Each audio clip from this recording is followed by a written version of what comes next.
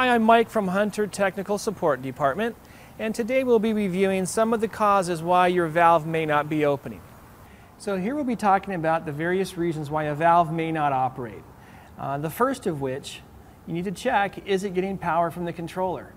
The controller may think it's operating in the display, but the power may not be arriving down to the valve.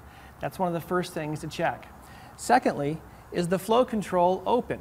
Here in the center we have the flow control. I'm going to take this screwdriver here and I'm going to turn it clockwise, which is the closing position.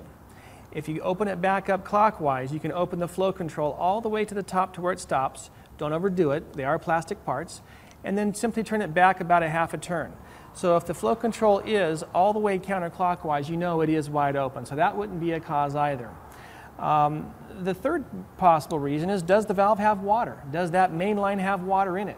Is there a shutoff valve prior to this valve that might be turned off? So you want to verify that there is water in the valve, and you can do that one of two ways. You can open the solenoid a quarter turn. Does the water flow through? If it does, then we know we're probably looking at an electrical issue of the power not making it to the valve.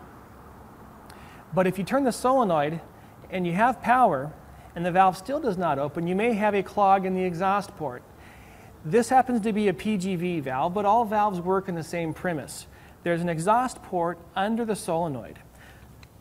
I've already loosened these screws for ease of operation, and what we're going to do is remove the bonnet. Now, under the bonnet, you'll see a small hole here, and you'll see a corresponding hole in the valve body, which is here. When this valve is installed, when you pull the bonnet off, you want to take a small piece of wire and you want to make sure that you're able to ream through that hole.